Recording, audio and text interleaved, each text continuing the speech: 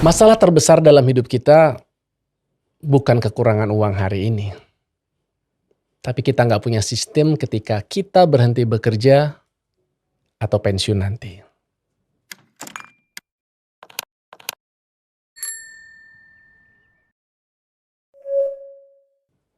Banyak orang berpikir tentang pensiun. Pensiun mungkin dirasa masih jauh, masih lama, masih nanti-nantilah, masih bisa dipikirkan. Tapi ada satu realita yang sering kita lupakan. Suatu hari, ketika kita berhenti bekerja, ya bukan karena kitanya yang mau, tapi karena waktu. Dan ketika hari itu tiba, pertanyaannya sederhana.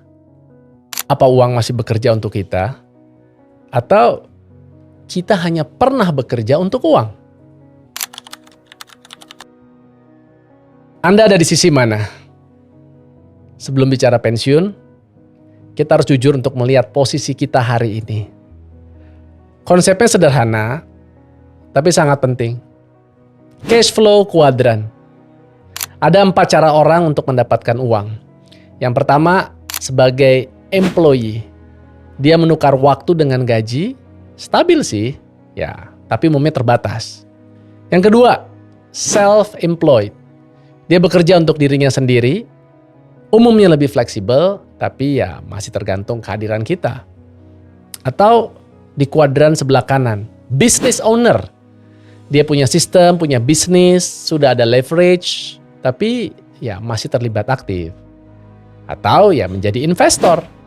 Uang yang bekerja kita bisa menghasilkan tanpa kita terlibat secara langsung. Nah masalahnya, sebagian besar di antara kita itu masih ada di kuadran sebelah kiri sebagai employee dan juga sebagai self-employed. Jadi artinya kalau kita berhenti bekerja, penghasilan pun ikut berhenti. Contoh, saat ini punya gaji 15 juta, lalu kemudian pensiun, hilang pemasukan. Dokter, praktek kan? Tiba-tiba karena satu lain hal nggak praktek, ya nggak punya pemasukan. Ya ini adalah fase. So, kalau kita nggak bergerak ke arah kuadran sebelah kanan, yang harapannya adalah menjadi investor, ya tentu makanya pensiun bukan kebebasan. Pensiun artinya kehilangan income. Sekarang kita masuk ke bagian yang lebih konkret. Berapa sih sebenarnya uang yang kita butuhkan ketika pensiun? Banyak orang nggak pernah loh coba menghitung berapa biaya pensiun dia. Padahal ya itu dasarnya. Misal gini, biaya hidup hari ini katakan 10 juta per bulan atau setara 120 juta per tahun. Sekarang kita masukkan inflasi. Inflasi ya jangan terlalu besar lah ya. Kita ambil angka 3% aja ya, asumsi ya. Jika pensiun 20 tahun lagi, uang yang 10 juta hari ini itu setara dengan 18-20 juta per bulannya. Jadi artinya 240 juta per tahun. Kalau Anda masih diberikan kehidupan 20 tahun lagi setelah pensiun, ya udah kalikan aja. 240 juta kali 20. 4,8 miliar. Itu baru kebutuhan dasar loh.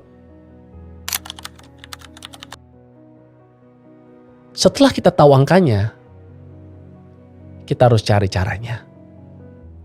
Apa nih yang bisa menghasilkan? Contoh, kalau deposito ya stabil sih, risikonya rendah sih, tapi ya return paling hanya 2-3%. Butuh berapa miliar untuk bisa menghasilkan 240 juta per tahun? Ya di atas 6 miliaran lah. Ya.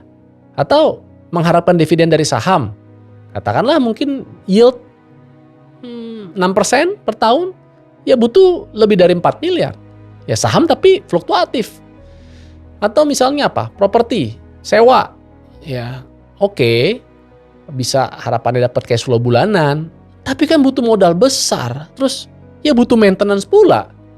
Jadi intinya gini, bukan kita harus memilih salah satu, mana nih yang paling terbaik. Tapi menurut saya, kita coba untuk diversifikasi, kita bangun kombinasi. Tapi yang terpenting, ya sekarang bangun sistemnya dulu. Banyak orang itu udah fokusnya ke angka yang besar aja. Wah, harus punya 5 miliar, harus punya 10 miliar. Padahal masalahnya bukan di angka. Masalahnya adalah di sistem. Hari ini Anda sudah mulai belum membangun aset? Atau jangan-jangan masih sekedar menukar waktu? Contoh, saat ini usia Anda 25. Anda karena masih tinggal mungkin sama orang tua, Anda bisa invest 2 juta per bulan. Ya, coba 2 juta per bulan itu Anda masukkan ke dalam instrumen investasi, katakanlah ke reksadana ya. Lihat nanti dalam 25-30 tahun mendatang. Saya yakin hasilnya akan signifikan.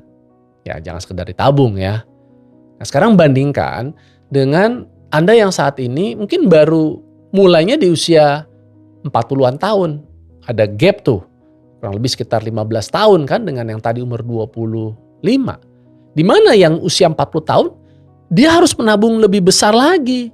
Kenapa? Ya karena waktunya kan udah semakin mepet dengan usia pensiunnya. Itu tadi. Waktu itu leverage yang paling besar. Dan kalau kita bicara wealth, itu bukan mengenai cepat-cepatan, tapi tentang konsisten. Tentang bagaimana kita bisa rutin menabung, kita disiplin berinvestasi, dan menghindari keputusan yang emosional. Dan yang terpenting, mulai lebih awal. Jadi, jika hari ini Anda terpaksa harus berhenti bekerja, saya tanya, Anda masih punya income? Kalau belum, ya itu bukan masalah sih. Setidaknya itu adalah kesadaran. Dan kesadaran adalah awal dari perubahan. Menjadi tua itu pasti. Tapi masa tua yang aman adalah pilihan. Yang namanya pensiun itu bukan berarti kita berhenti bekerja. Pensiun itu adalah kebebasan memilih. Memilih untuk tetap aktif atau beristirahat. Memilih untuk bekerja atau mau menikmati waktu. Dan masalah terbesarnya bukan kita nggak punya uang hari ini, tapi kita mungkin belum punya sistem saat kita nanti berhenti bekerja. Karena pada akhirnya yang akan menyelamatkan hidup kita nanti bukan jumlah uangnya sih, tapi bagaimana uang itu bekerja. Sekarang saya kasih pertanyaan ya. Anda masih bekerja untuk uang? Atau sudah membuat uang bekerja untuk Anda? Sudah siap menghadapi masa tua? Kasih pendapatnya di kolom komentar. Dan jangan lupa kasih like, subscribe, dan share video ini sekiranya bermanfaat. Sampai bertemu di episode berikutnya.